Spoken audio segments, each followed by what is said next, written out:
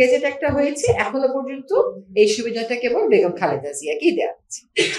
অনেককে আসলে হাইটেক পার্কের জন্য জায়গা নিয়ে রাখেন, কিন্তু আসলে বছরের পর বছর ফেলে রাখেন, কিছু করেন না। সেখানে আইনে একটা পরিবর্তন একটা বিধান সংযোজন করা হবে যে 5 বছরের বেশি যদি জমি নিয়ে ফেলে রাখা হয় তাহলে সেই জমি সরকার ফেরত নিয়ে নিতে পারে। একটা ন্যাশনাল রেগুলেটরি অথরিটি, যেটা বাংলাদেশ বিল্ডিং কোড যেটা আছে সেটার যথাযথ প্রতিপালনটা নিশ্চিত করবে।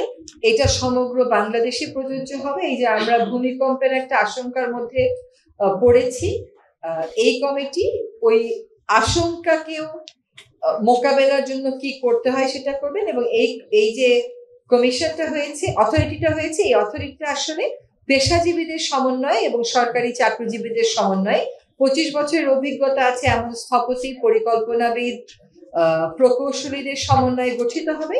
এবং এটা গোটা বাংলাদেশের জন্য সেফ, এনভায়রনমেন্ট ফ্রেন্ডলি এবং গ্রিন বিল্ডিং কেমন করে করা যায় সেই কাজটা তদারকি করবেন। এই আইনের অধীনে প্যানেল অফ এজেন্সি সরকার স্বীকৃতি দেবে। সব কাজ তো এই অথরিটি করতে পারবে না, ওই বিশেষজ্ঞ সংস্থাগুলো যারা লাইসেন্সধারী হবে এই আইনের অধীনে, তারা এই জিনিসটা আসলে মাঠ পর্যায়ে বাস্তবায়ন করবেন। তফসিলের আগে উপদেষ্টা কমিটির শেষ মিটিং, এ সমস্ত কোনো কথা নেই। আমরা নিয়মিত সরকার হিসেবে কাজ চালিয়ে যাব, যেটা চলবে। এই পুলিশ কমিশনটা একটা বাছাই কমিটির মাধ্যমে নামগুলো আসবে এবং তার ভিত্তিতে সরকার নিয়োগ দেবেন। এই বাছাই কমিটিতে থাকবে হচ্ছে 5 জন বাংলাদেশের প্রধান বিচারপতি কর্তৃক মনোনীত সুপ্রিম কোর্টের আপিল বিভাগের একজন বিচারপতি, জাতীয় মানবাধিকার কমিশনের চেয়ারপারসন, বাংলাদেশ সরকারি কর্ম কমিশনের চেয়ারম্যান, মন্ত্রিপরিষদ সচিব, স্বরাষ্ট্র সচিব এবং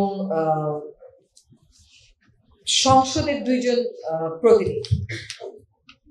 সরকারকে সুপারিশ মানতে বাধ্য? সুপারিশ তো আসলে কেউ কখনো মানতে বাধ্য না, সুপারিশ পরামর্শ কেউ কখনো মানতে বাধ্য না।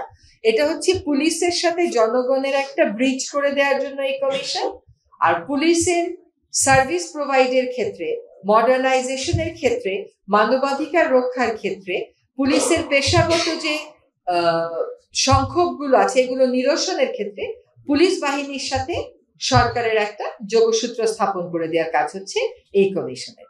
এই কমিশন লার্জলি ফ্যাসিলিটেটিভ, শুধুমাত্র 2টা বিরোধ নিষ্পত্তির ক্ষেত্রে এই কমিটি আদেশ প্রদান করতে পারে, নির্দেশ প্রদান করতে পারে।